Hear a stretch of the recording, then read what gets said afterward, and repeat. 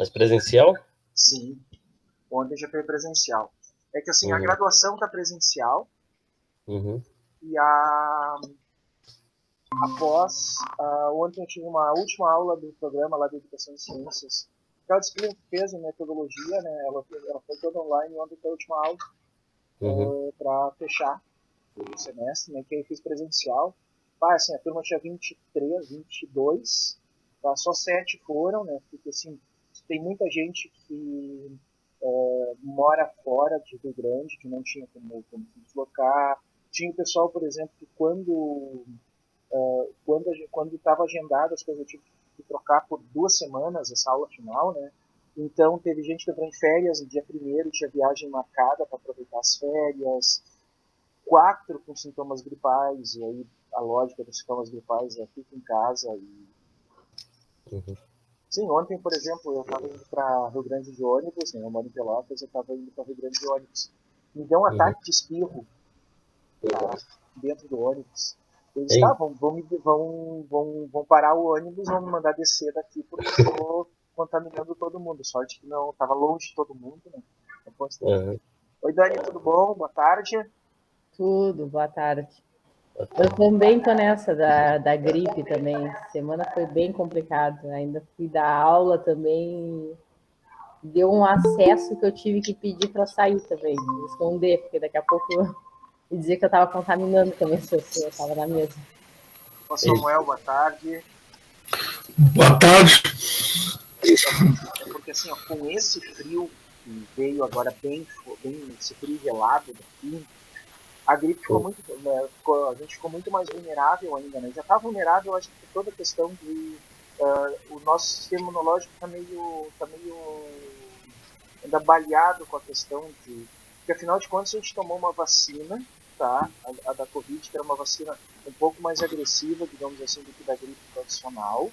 E aí bagunça um pouco o nosso sistema imunológico, o resfriado comum. E com a temperatura, com essa temperatura gelada que teve, muita gente com sintoma gripal, muita gente com sintoma gripal. Tem a professora Rafaele, por exemplo, aqui não do programa, da física, né? Ela ontem estava dizendo assim, eu estava com o corpo todo doendo, febre, tá? E ela ia fazer o teste, porque estava com todos os sintomas possíveis, dor de garganta. Eu já passei por isso e toda vez que eu tenho dor de garganta, lá vem mais um rebote do coronga. Aqui, eu não sei aí, mas aqui em São Paulo as escolas já voltaram de máscara de novo. O Diego, na FURB, assim, ó, os municípios, o trânsito tá normal assim para fazer, né? É recomendado que a gente use máscara de anti-ônibus, tá? Coisas assim. É recomendado, mas não é obrigatório. Ninguém pode te tirar da lista se não tiver de máscara. Só que dentro da universidade, como a universidade é autogerida, né?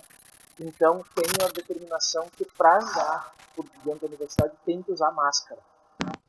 Por dentro da universidade a gente usa máscara. Horrível para dar aula, horrível para dar aula. Aí eu peço licença para os alunos e tiro a máscara enquanto eu estou dando aula, mas em geral é todo o tempo de máscara. Reuniões a gente faz de máscara, tudo coisa assim. E mesmo assim a gente tem ainda as questões, por exemplo, teve a vacina da gripe para os servidores, né, para garantir, mas tem muita gente que não gosta dela. Eu não tenho, eu não ando mais de máscara em quase lugar nenhum, né, só que quando eu vou para a universidade, por exemplo, eu tenho que botar máscara dentro da mochila, porque senão eu esqueço. Ontem eu esqueci. Aí, para sorte, dentro da jaqueta eu tinha uma máscara abandonada lá, disse, pá, horror pra usar aquela máscara, porque por dentro ela estava toda suja, né, eu tive que usar, assim. Gente, vamos começar, tá? Eu sei que a tarde é longa, né? Não vai ser longa comigo, mas vocês ainda têm Águida depois, né? Eu até perguntei para ela porque eu tinha entendido que ela não ia dar aula hoje, né? Mas aí de manhã tá meio complicado para mim. Eu falei com a Dani essa semana, eu disse meu problema de dar aulas muito tarde, depois das 10h30, por exemplo, por isso que eu começo às 10h15, é fazer um almoço aqui em casa, né? Eu sou o responsável do almoço por hoje, na sexta-feira, então sempre complica esse tipo de coisa. Né? Mas aí quando eu consegui falar, Semana que vem a gente vai ter aula pela manhã, tá? Eu não sei como é que vai ficar ali depois do feriado de Corpus Christi, a gente vai ter aula ou não. Eu gostaria de ter aula até para recuperar, tá? E eu não vou poder dar aula dia 24, dia 24 eu vou estar em trânsito, não vou conseguir dar aula para vocês. Seria a nossa última aula dia 17. Aí, mas a gente combina isso. Caso não tenha nenhuma atividade, eu vou combinar com vocês de ter uma aula dia 17 à tarde para recuperar, para a gente recuperar e adiantar. Avaliação no primeiro, claro, tranquilo, vai ter tempo. Eu tenho que perguntar dia primeiro, dia 30 de junho, dia 29 de junho, que é feriado em Rio Grande, eu coloco a avaliação lá para vocês poderem. Eu vou liberar o AVA todo de uma vez. Vou liberar o AVA todo de uma vez, tá, gente? Eu não sei, não. Falta ainda 4 semanas, né, para isso, mas eu tenho que liberar essa semana agora. Para vocês não ficarem. O Samuel tá apavorado, tá preocupado com esse tipo de coisa. Eu já estou pensando do excesso aqui, né? Eu já estou me tratando do excesso. Nem preciso de ribotril. Então tá, gente. Vamos começar. Hoje eu vou falar um pouquinho sobre emissão, né? A gente estava falando sobre campo elétrico, campo magnético. Então hoje a gente vai falar um pouquinho sobre essa junção das duas coisas, né? A gente já comentou algumas coisas lá do Wester e do Faraday, né? E hoje, a apresentação, a gente... Fala, Diego. Não, só queria dar uma boa tarde e só te perguntar uma coisa antes de começar. Semana passada não teve aula, Não. né? E na outra eu faltei. Tu tem como me dizer só o tema que foi falado, só para anotar? Nós falamos sobre magnetismo, campos magnéticos. Tá? Não, A interação de condutores, esse tipo de coisa. Na verdade, foi forças magnéticas sobre partículas, né? Campos magnéticos, movimento de partículas em campos magnéticos.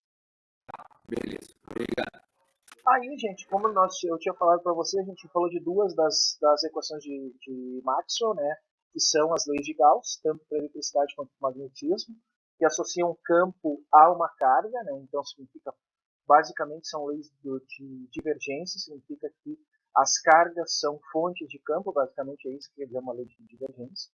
As cargas são fontes de campo e a lei de Gauss para o magnetismo, né, diz que não existem fontes isoladas de campo magnético. Tá? Eles sempre vão ser apresentados como dipolos, consequentemente tudo vai ter sempre linhas fechadas e por ter linhas fechadas não existe divergência, sempre vai ter uma linha fechada em qualquer circuito que a gente passar. Pensando nisso, né, vamos fazer uma relação basicamente entre os dois campos, o campo elétrico e o campo magnético. E para isso, a gente vai começar a trabalhar com as fontes do campo magnético. Não vai ser somente os ímãs. Né? A gente já falou algumas coisinhas na aula das 2 semanas atrás, mas basicamente eu já comentei, possivelmente o professor Luiz Almeida também já deve ter falado para você um pouco dessa história, né? Que um exemplo de serendipidade, né, que é aquele negócio que o cientista tropeça sem querer numa grande descoberta, foi do professor Hans Wester, sueco, tá? E quando ele estava fazendo experimentos lá com corrente elétrica, um dos auxiliares dele esqueceu uma bússola. Isso é uma história que eu não sei se é apócrifa ou não, mas é uma história que se conta bastante, né? Próximo dos fios, dos circuitos que ele estava colocando, e ele notou que quando se modificava a corrente elétrica, quando se tinha a circulação da corrente elétrica pelo fio, a bússola era desviada. Então, como a bússola era conhecida como algo magnético, né, tinha uma interação entre as duas coisas, entre corrente elétrica e magnetismo. Tá? Mostrando, portanto, que uma das fontes para criar campos magnéticos, além dos ímãs, era a corrente elétrica. Tá? Então, a ideia fundamental que tem corrente elétrica são cargas elétricas em movimento. Corrente elétrica, cargas elétricas em movimento, produzem campo magnético. Duas palavras, as palavras aqui que tem, a palavra-chave é movimento e produção de campo, de geração de campo. que vão ser importantes para a gente trabalhar. Mas era algo que relacionava em 1820 pela primeira vez as duas ciências que até então eram vistas, as duas áreas que eram vistas separadamente, tá? Eletricidade e magnetismo como dois fenômenos diferentes também. E aí, por conta disso, se entendeu uma forma de tu calcular o campo magnético ou estimar o campo magnético gerado por uma corrente. E aí aparece a tal de lei de Biot-Savart, tá? Dois franceses, aí vai ter um monte de francês falando nisso, né, porque teve bastante estudos, e diz que isso tem um fio percorrido por corrente I, tá?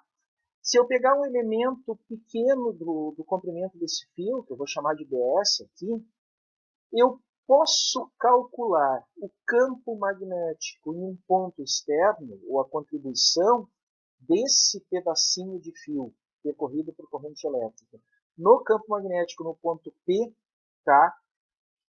Através de uma expressão, tá? Que tem uma constante de proporcionalidade, o μ0, que o μ0 está relacionado com as propriedades do espaço que estão sendo trabalhadas ali, né?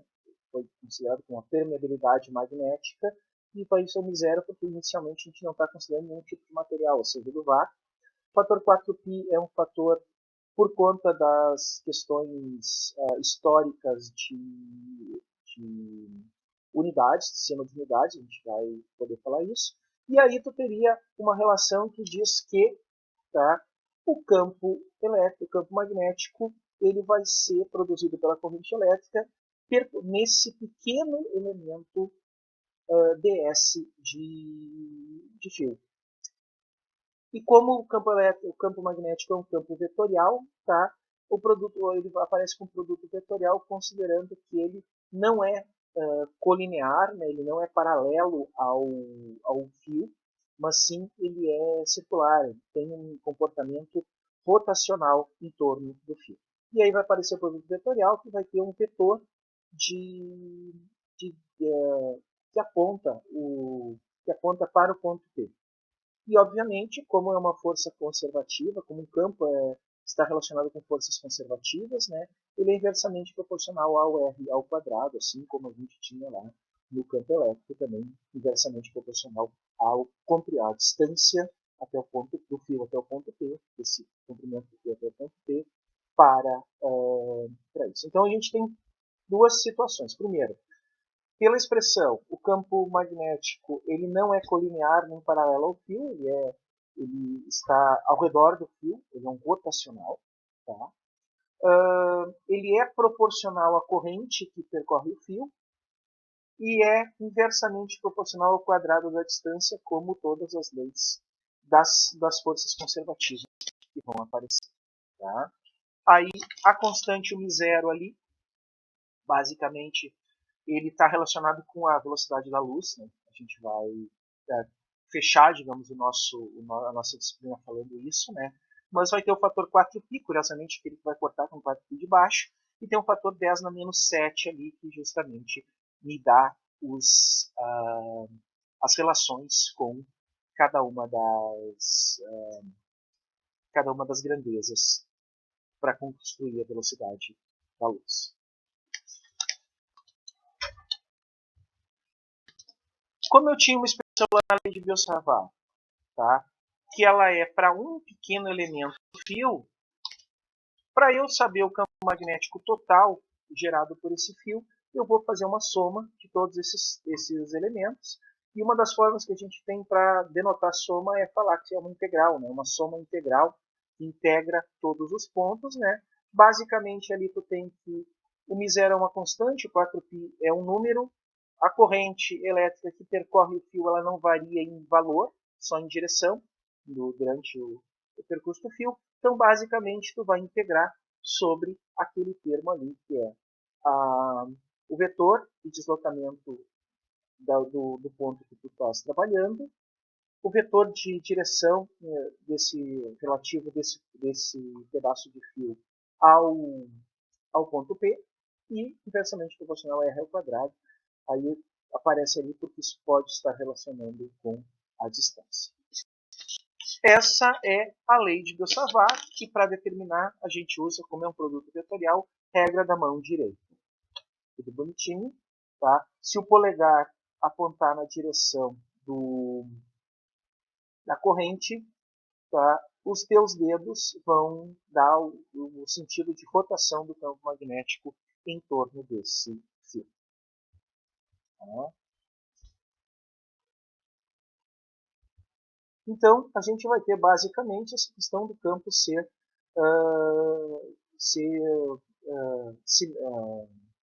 com uma simetria circular em torno do fio, né, a partir dele, fazendo com que tu tenha círculos, quanto mais, por causa inversamente proporcional ao quadrado, quanto mais próximo do fio, mais intenso vai ser o campo magnético que a gente está trabalhando. Como é um vetor, né, o vetor ele vai ter diferentes direções para ser pensado. O módulo, pensando num fio ali, né, fio reto, portanto, a gente resolve aquela expressão e consegue chegar num cálculo aonde que tu tens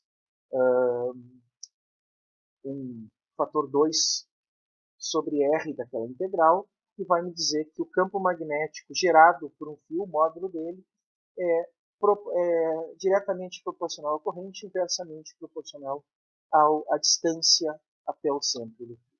Tá? Então, aqui as montagens, como eu disse, para fazer as montagens de campo magnético, a gente faz inclusive para os nossos estudantes, não tem problema, porque ele malha de ferro mais fácil de conseguir, né? A gente consegue demonstrar exatamente essas linhas de campo magnético circulares em torno do fio, quando ele é percorrido por corrente. No laboratório a gente faz muitas vezes isso, porque é uma experiência fácil de ser feita. O magnetismo é muito mais fácil de ser demonstrado experimentalmente do que a eletricidade, uma vez que tu tem algumas coisas macroscópicas para trabalhar. Então aqui ó, uma animaçãozinha lá do FET, né, mostrando a questão da corrente, como é que o campo segue a regra da mão direita. E ali os vetores campo magnético, que vai ser numa visão, a gente tem, por exemplo, note que o campo, na figura da direita, a corrente tem um pontinho, significa que ela está saindo do papel, ou seja, seguindo esse caminho aqui, e o campo magnético vai ter um sentido, portanto, anti-horário, com os vetores sendo tangenciais em cada uma das linhas, como é a definição que o Faraday nos deu. Por conta dessa interação, a gente pode pensar que vão existir forças relativas entre dois condutores paralelos. Vamos supor aqui, né, que eu tenho dois fios condutores de comprimento L igual, tá? Percorridos por correntes I1 e I2, separados por uma distância A entre eles, tá? E as correntes são no mesmo sentido.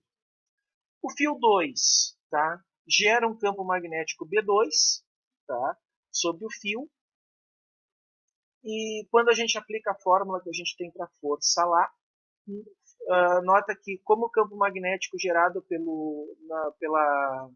na regra da mão direita, no ponto do fio I1, ele vai ser para fora do papel, usando a regra da mão direita do vetorial lá para força sobre um condutor, vai ver que a força de atração entre os dois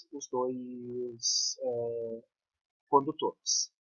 O cálculo está ali, a força é essa, valor da corrente 1 vezes o comprimento do fio, vezes B2.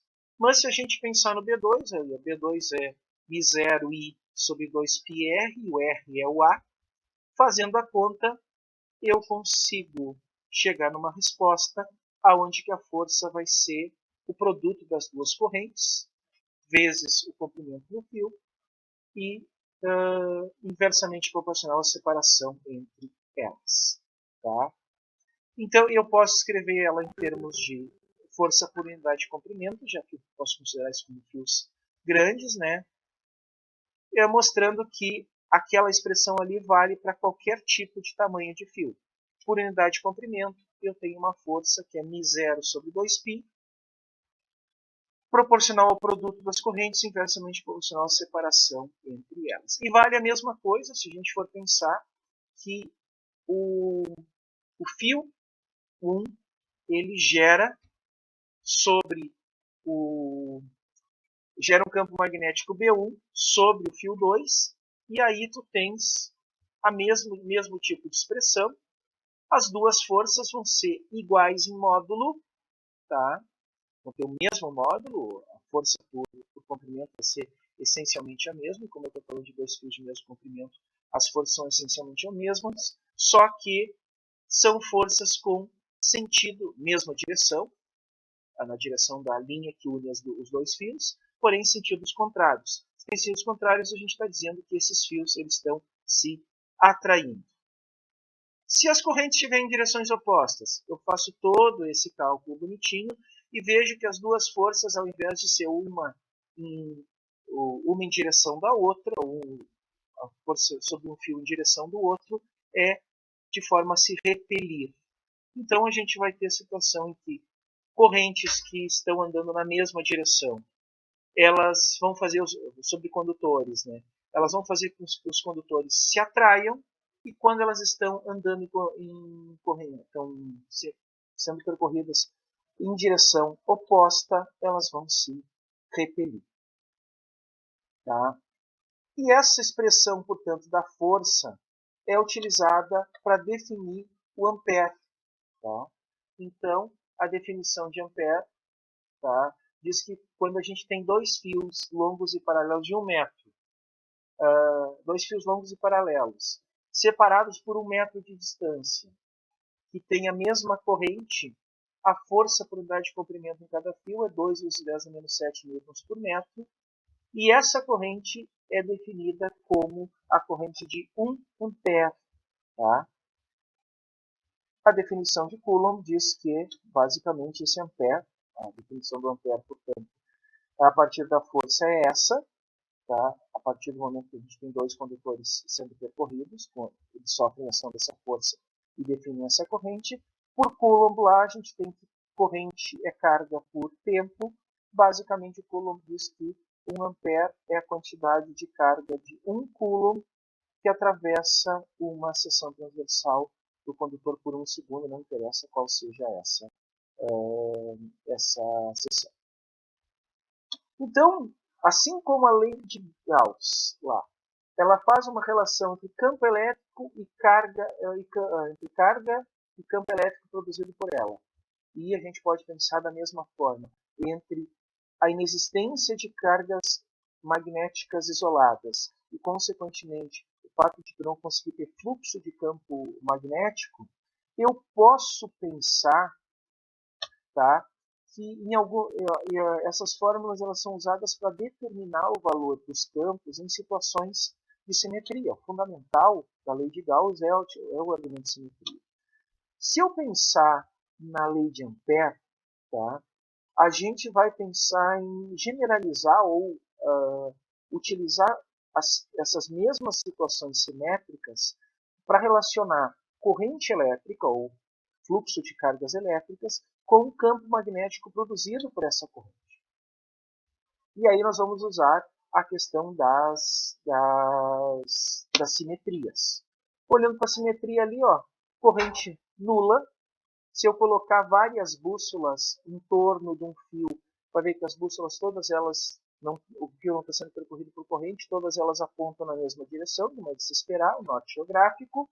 No momento que circula por corrente, essas bússolas vão ser orientadas pelo campo magnético gerado por essa corrente, tá?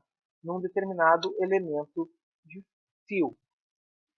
E aí eu posso calcular por um pequeno comprimento desse fio, que eu vou chamar de ds, o valor de um produto, um produto que não é um produto que é a circulação, né, que é o produto escalar entre o campo magnético produzido e esse elemento de campo. Vamos dizer como é que é a circulação desse campo ao longo da trajetória. Fazendo isso, portanto, na figura B ali, os vetores B e ds, eles estão são colineares, né? Portanto eu posso eliminar a diferença.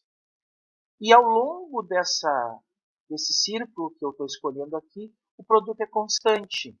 E eu posso fazer uma integral, portanto, calcular algo que me diz que, se eu calcular essa circulação do campo magnético ao longo dessa trajetória circular, ao redor do fio, ela vai ter o mesmo valor, uma vez que a distância é a mesma. Lembrando lá que o D é μ0 I sobre 2π vezes R, né? Então o mesmo R, mesmo I, significa que o B vai ser constante.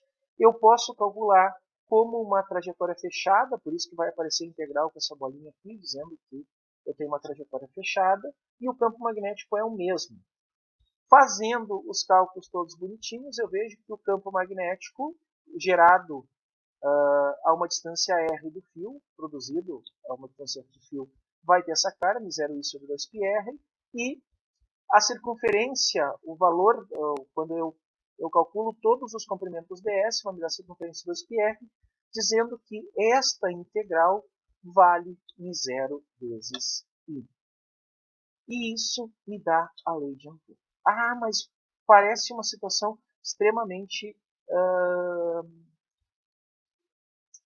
pontual, já que só vale para um fio retilíneo. Nota, por exemplo, que apesar de eu ter feito essa conta para o fio retilíneo, quando eu chego na expressão final, que me diz que essa integral do produto escalar entre o campo magnético e o elemento de linha aonde que eu estou calculando o campo magnético, numa trajetória fechada, por isso que tem uma bolinha, vai ser proporcional à corrente que atravessa essa trajetória fechada. Pensando um pouquinho na lei de Gauss, a lei de Gauss dizia que o fluxo do campo elétrico através de uma superfície fechada é proporcional à carga dentro dela. Aqui eu estou dizendo que a circulação, porque eu não estou falando de entrada e saída, eu estou falando só na borda da minha trajetória, né? A circulação do campo magnético através de uma trajetória fechada é proporcional à corrente elétrica dentro dessa trajetória, englobada por essa trajetória. Então nota que tem muda um pouco as palavras, mas os enunciados no fundo são muito semelhantes. E quando a gente olha para a expressão finalzinha da lei de Ampère, não quer dizer nada, não tem nenhuma informação a respeito de geometria intrínseca. A geometria que tem é a geometria específica que eu vou trabalhar olhando para a forma do campo magnético, a direção do campo magnético e a direção da minha trajetória que eu estou usando para circular. Vamos pensar aqui, ó, fio longo. Tá? Fio longo de raio Rzão, percorrido por uma corrente que vem na direção da seção que apresenta aqui. E eu quero calcular o campo magnético desse fio. Tá? Quando eu tenho um valor de R, ou seja, eu escolho uma superfície para fazer a circulação que é menor que o Rzão, tá? Que é a primeira, maior que o Rzão, que é a primeira trajetória, tá? Eu vejo que toda a corrente atravessa, toda a corrente que passa por esse condutor, por esse fio, ela está dentro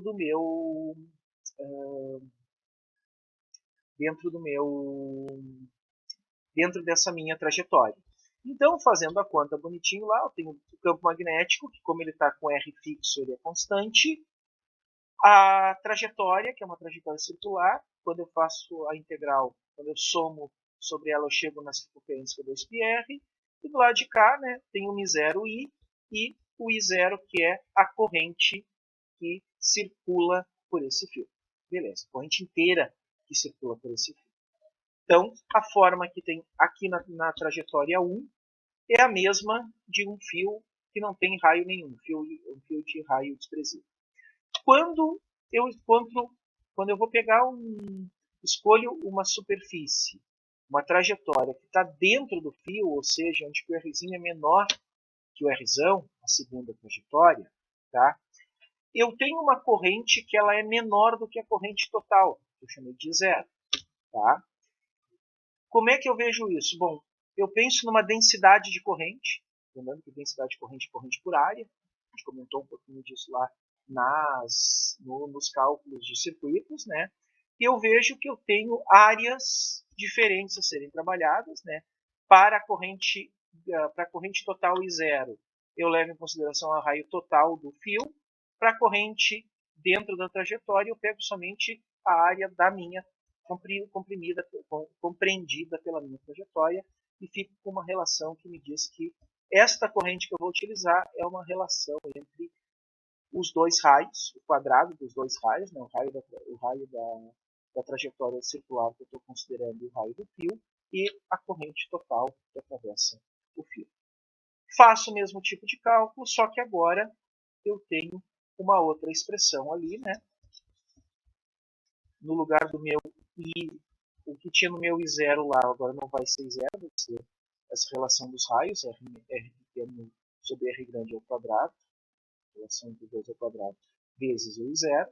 E quando eu faço o cálculo, eu vejo que o campo magnético agora, ele é muito semelhante ao anterior lá, só que ao invés de ser inversamente proporcional à superfície, né, quer dizer, a distância até o ponto que eu estou calculando, eu tenho uma relação que ele é proporcional à distância que eu estou calculando e inversamente proporcional ao quadrado do raio do fio. Vai ter uma diferença pequena, tá, que eu posso colocar em gráfico, mostrando que vai chegar a um determinado ponto, aonde que quando Rzinho for igual a R, tá, eu tenho uma corrente que é M0I, M0I0, sobre 2π R grande, e depois, conforme vai aumentando o R, tá, digamos assim, ela vai crescendo até o raio do fio, até enquanto por dentro do fio, e depois ela começa a decrescer de forma exponencial. Para uma espira circular, espira circular aí tu não tem um fio retilíneo, tens uma espira, consequentemente tu tem uma corrente que ela vai mudar a direção, digamos assim, apesar de seguir a corrente. De certa forma, eu estou pegando uma região ali dentro da espira, que tem essa cara, é muito parecida, né? Olhando, entre polos norte e polo sul. Tá? Eu posso mostrar esse tipo de linhas de campo também com limalha de ferro, conforme minha foto aqui, né? E para o cálculo, eu vou pegar,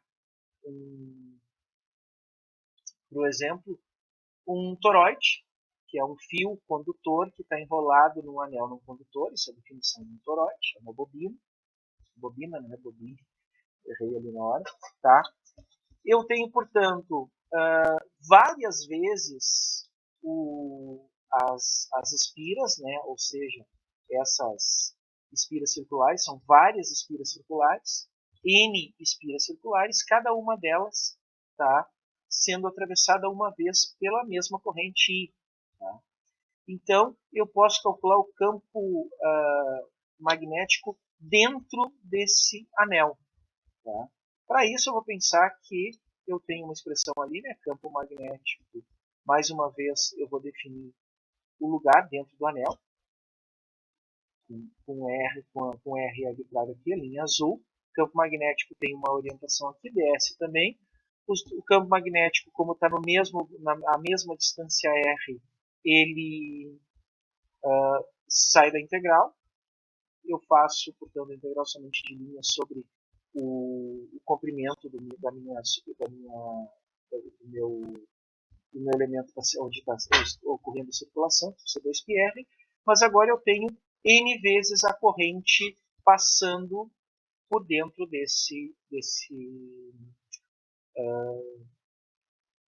dessa minha superfície, dessa minha linha que eu escolhi. E, portanto, vai aparecer o N aqui como uma. Fora da bobina vai ter um campo magnético zero. Por que vai ter um campo magnético zero? Pensando assim, ó, como a corrente tem o mesmo sentido, se eu pensar no que tem dentro da parte azul, todos os elementos de corrente vão ter o mesmo sentido. E fora da parte azul, todos os elementos de corrente respectivos vão ter o sentido contrário. Se eu somar tudo isso, eu vou ver que a corrente global que passa pela bobina vai ser zero, pensando no campo magnético fora dela. Tá? E o campo magnético dentro da bobina está ali, bonitinho, proporcional ao número de espiras, proporcional à corrente que está entrando e inversamente proporcional o ponto aonde que eu estou calculando em relação ao centro da minha espira.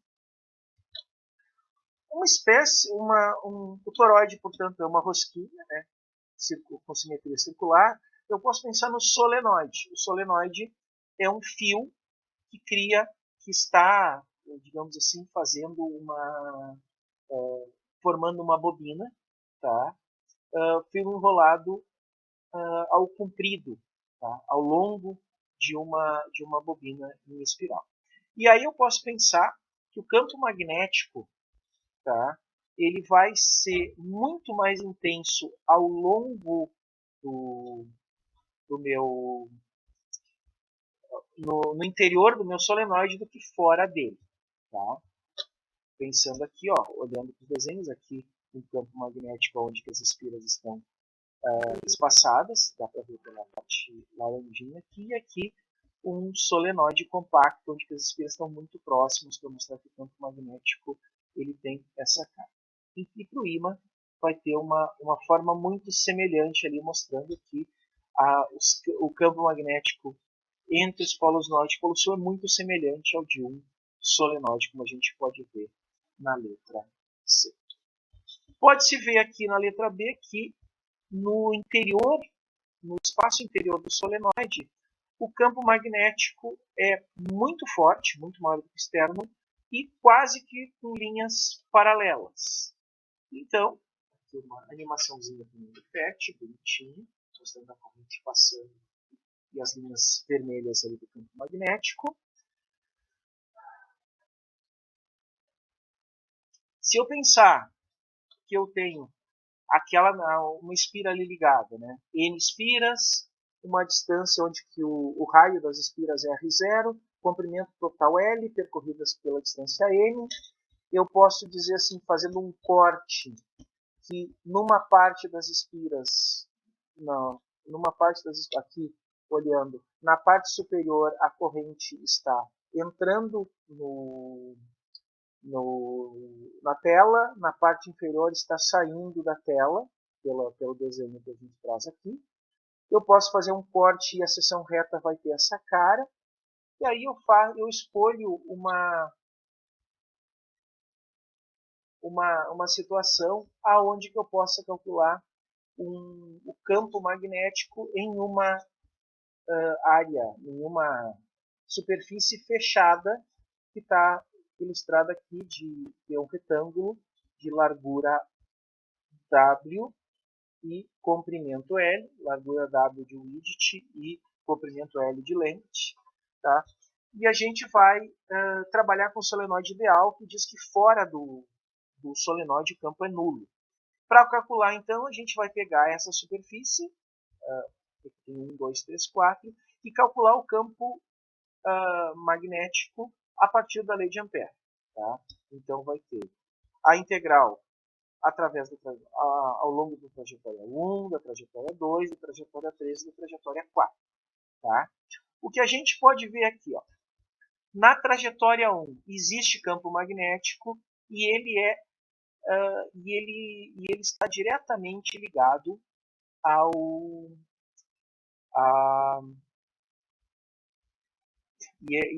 existe campo magnético e ele tem valor constante, uma vez que a gente assumiu que o campo é praticamente constante dentro dele. E o comprimento do fio aqui é o comprimento L. No 2, o campo magnético não existe mais, uma vez que eu tirei, ele está fora do solenoide. No 3 o campo magnético não existe, no 4 o campo magnético não existe, portanto, essas três últimas integrais dão zero. Fazendo o cálculo integral, portanto, o comprimento que eu tenho ali é L e, portanto, a lei de Ampère, ou seja, essa circulação do campo magnético ao longo dessa trajetória que foi escolhida, vai ser o produto entre campo magnético no interior do solenoide e o comprimento que eu escolhi para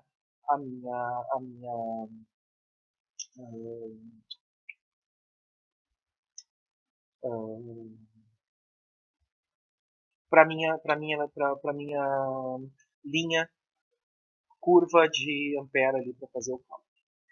Como isto, pela lei de Ampère, é proporcional, é igual ao produto entre μ0 vezes o número de espiras, que é o número de vezes que a corrente passa, eu tenho uma expressão que vai ter dois valores aqui. μ0, n sobre L, e n é o número de espiras, L é o comprimento, esses dois são arbitrários, né? E eu posso determinar, então, uma densidade de espiras, nzinho, que é o número de espiras por unidade de comprimentos, propondo, portanto, que aqui eu tenho um comprimento arbitrário de uma unidade. Eu vejo, portanto, que o campo magnético é proporcional a essa densidade de espiras e proporcional à corrente elétrica. Quando eu falo que é proporcional à densidade de espiras, vou voltar aqui um pouquinho, ele deixa isso muito bem claro aqui. Ó. Quando eu tenho espiras muito espaçadas, o campo magnético, as linhas, elas não estão muito próximas, tá? E parecem que não estão muito uniformes também. Conforme eu vou deixando mais compacto, com maior número de espiras por unidade de comprimento, esse campo magnético está ficando cada vez mais uniforme no seu interior. E isso, então, é explicado aqui, que o campo magnético é proporcional à densidade de espiras e, obviamente, a gente já viu que o campo magnético é proporcional à corrente. Quando a gente olha para isso, tá, nota que existe uma associação entre corrente elétrica, ou fluxo de corrente elétrica, movimento de cargas elétricas e campo magnético. E isso tem uma aplicação muito legal, gente. Uma explicação que se chama de efeito Hall. O que é o efeito Hall? Tá? Ele é muito utilizado na indústria eletrônica e, pensando assim, né, a indústria eletrônica ela trabalha em muitas situações com a questão de impurezas ou dopagem de equipamentos. Né? Pensar em como é que tu vai conseguir fazer com que determinados materiais eles tenham propriedades condutoras ou não, que é o caso dos chips, que são semicondutores. Para isso, então, a gente tem uma técnica, que é do efeito Hall, que permite que tu determine tanto o valor, o número a densidade de portadores de carga, a densidade de cargas, né, quanto o sinal, se eles são positivos ou negativos. Para isso, a gente vai pensar que a força sobre os portadores de carro, a carga, ou a força sobre as cargas elétricas, ela desvia essas cargas em sentidos diferentes se elas forem positivas ou negativas. E aí tem bem das mudanças, né? Pensando aqui, a gente vai ter velocidades, como é que vai surgir? A partir do momento que tem uma carga elétrica passando por um campo magnético, tu vai ver que elas vão sofrer desvios de acordo com a forma como estão surgindo. Tá? Como é que a gente faz isso?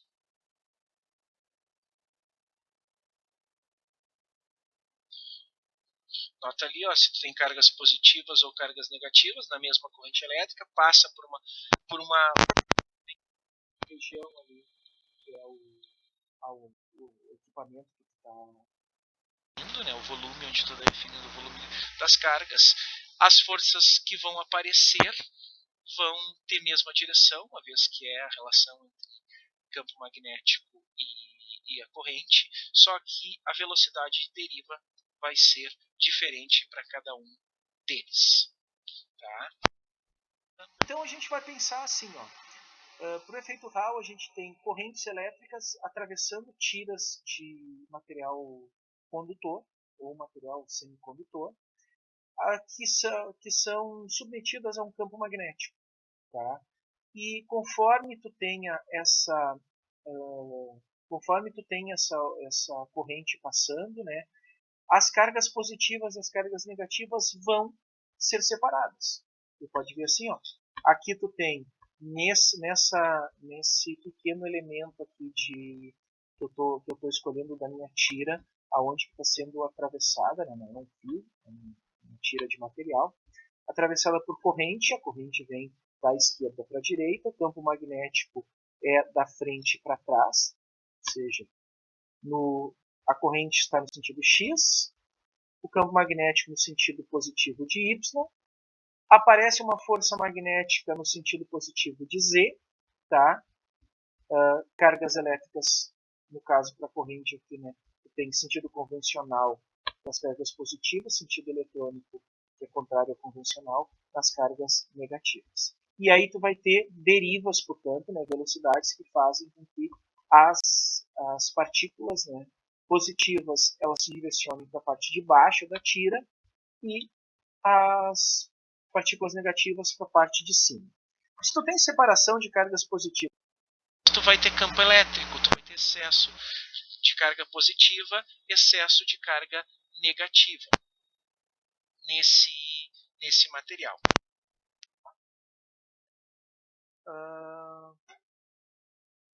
Então, surge um campo elétrico, que vai aparecer ali naquela direção. Campo elétrico, no caso, eu tenho uma corrente. Cargas positivas, somente cargas positivas. As cargas positivas, elas são vão para a parte de cima, pensando, né? E como as cargas positivas vão para a parte de cima, tu fica com excesso de cargas negativas embaixo e um campo elétrico dessas cargas indo do positivo para o negativo, que é um campo elétrico induzido, chamado de campo elétrico Hall. Tá? Tem a situação contrária lá para as cargas negativas, né? Que vai ter o sentido contrário, uma vez que, se a corrente for de cargas negativas, vai acontecer o contrário. Vai ser as cargas negativas que vão para cima e o excesso de cargas positivas vai estar embaixo. Tá? Então, basicamente, esse excesso vai funcionar como se fosse um capacitor, um condensador de placas paralelas. E o campo elétrico é criado como um campo elétrico. Campo de Hall. Se existe campo elétrico, vai existir uma força elétrica, e essa força elétrica vai equilibrar a força magnética que surge. Então, tu consegue determinar, né, a partir do momento que aparece esse campo, essa força elétrica que tem o equilíbrio, por essa expressão, que vão existir, tá? Uma determinada velocidade aonde que as partículas elas vão atravessar essa amostra sem desvio nenhum, tá? Onde que o campo elétrico induzido de Hall é o produto entre a velocidade das partículas e campo magnético.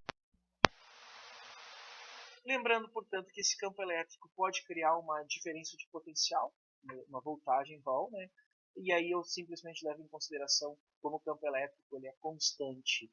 Eu lembro que para o campo elétrico constante a diferença de potencial é o produto entre o campo elétrico e a distância, então multiplico os dois lados pela distância, tá? Enquanto uma diferença de potencial que é o produto entre a largura da tira, D, o campo magnético aplicado e a velocidade dos portadores.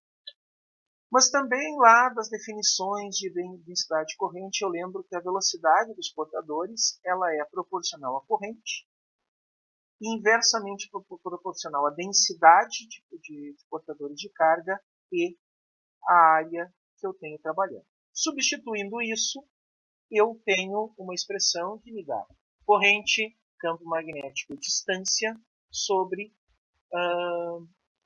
densidade de portadores, carga e área.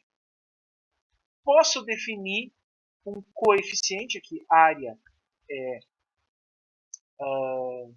o produto entre a espessura T, thickness da amostra e a largura da amostra, né? Então eu substituo aqui, elimino o D e fico só com T embaixo, e aparece um coeficiente, tá? Coeficiente RH, que é inversamente proporcional à densidade de cargas I ao Q. Tá? Esse coeficiente de Hall está ali colocado, é o RH que aparece. E esse RH vai me dizer exatamente qual é a densidade de portadores de carga que eu posso medir nesse meu sistema.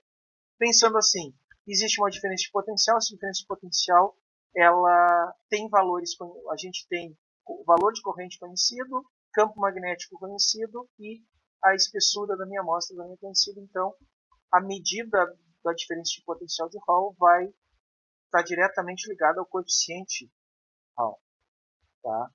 Então, eu consigo fazer medição da diferença de potencial de Hall, né, o ΔVH, e eu posso determinar, portanto, o valor de N, considerando, assim, por exemplo, que são cargas, aqui vai a carga elétrica elementar, né, pensando nisso, eu posso determinar, dependendo para qual sentido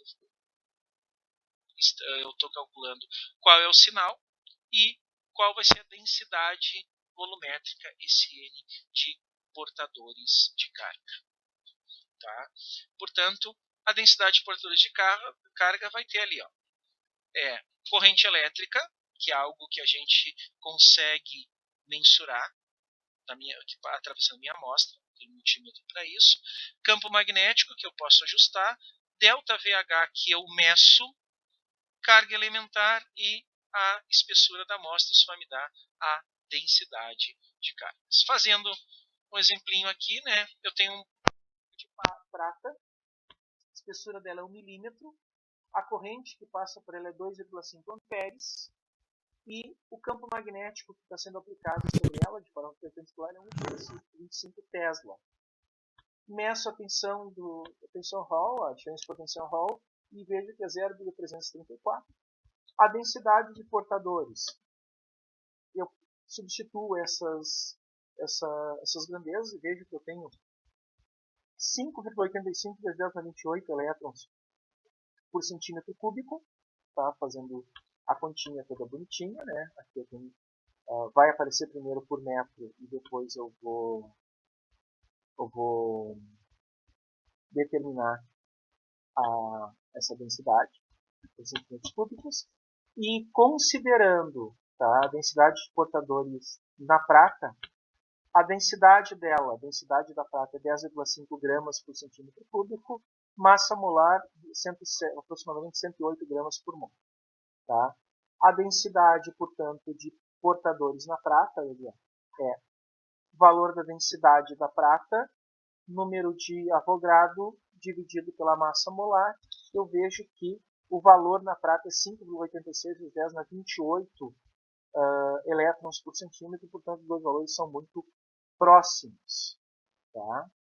Aí a gente tem umas notas dizendo que essa densidade é massa por volume e o número de moles é massa por massa molar. Então a gente consegue entender que essa densidade de portadores é muito semelhante conforme a gente poderia tirar pelo experimento. Tá? Então, isso são formas da gente trabalhar com a questão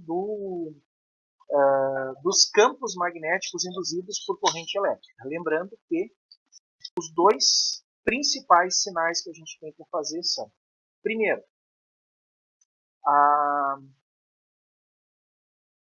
o campo magnético ele só vai ocorrer, tá? Ele só vai aparecer quando existir movimento de carga elétrica, corrente elétrica. E a gente consegue determinar ele pela lei de Ampère através de considerações de simetria ao redor do equipamento que está sendo percorrido por carga elétrica. Então tem duas palavras-chave aí, movimento e produção de campo. que a gente vai relembrar. O efeito Hall é um exemplo de como a gente pode trabalhar isso, né? Para isso.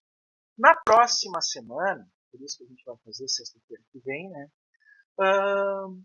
A gente vai fazer o caminho inverso, pensando na questão das simetrias e da reflexividade, que depois o Maxwell vai trazer, né? Eu vou continuar com essas duas palavras, movimento e produção de campo.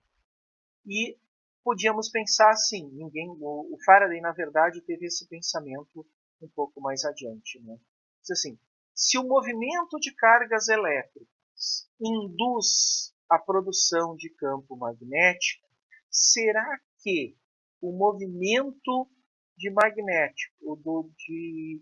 cargas magnéticas, ou então a variação do campo magnético, vai induzir a produção de um campo elétrico? Essa resposta a gente vai ter na próxima sexta-feira, quando nós vamos falar do Faraday. Tá? E aí vai ver, por exemplo, que apesar de ninguém desconfiar ainda, nascia o eletromagnetismo. Do jeito que a gente conhece, ele vai revolucionar as formas de produção e as formas de produção de energia elétrica que vão aparecer depois. Sexta-feira que vem, então, a gente vai falar do Faraday, tá? E vai falar somente de lei da indução. Antes de chegar na sacada que, por exemplo, o Ampère não viu, tá? E o Maxwell depois vai se dar conta do porquê que as coisas são muito semelhantes. Ele se dá conta dessa questão da inexistência de cargas magnéticas isoladas que faz com que tenha uma aparente assimetria na situação. A gente tem mais 2 aulas pela frente para chegar no Maxwell, que vai ser a lei de Faraday e depois a parte das simetrias falando nisso. Possivelmente nas 2 próximas semanas a gente mata esse assunto e eu falo exclusivamente da tarefa que o Samuel está apavorado para a gente fazer, mas vai estar no AVA essa semana sem falta. Bueno, gente, questões, perguntas, comentários? Dormiram? A pessoa até ligou o áudio para dizer que não estava dormindo. Então tá, gente. Na semana. Não tinha visto a aplicação do efeito Hall ainda. Pior que se fala muito no livro, né? Eu fui um dos que, por exemplo, fui olhar, né? A gente fala muito no livro e nunca vê para que se usa isso. Tá? E é um troço show de bola. Quando tu vê falando, porque é uma aplicação muito clara dessa questão de força sobre condutores, e é uma aplicação que é usada na indústria eletrônica para determinar situações assim de impurezas, inclusive para determinar o grau de impureza que tu vai colocar numa amostra semicondutora para permitir que ele tenha um comportamento tal do chip. Muito legal isso, tá? Tá bom. Beleza, então, gente, a gente se encontra na próxima sexta-feira, aí vai ser 10h15, não vai ter escapatória, no máximo 10h30, tá? Não vai ter escapatória porque a Águeda não vai me liberar de novo a aula da tarde, tá? Mas nos falamos, então, qualquer coisa lá, se der, a gente troca de novo isso aí, mas, tá bom, então? Boa tarde, até mais. Tchau, tchau, gente. Bom final de semana. Não, você não tem aula depois, mas pra mim, bom final de semana. Tchau, tchau.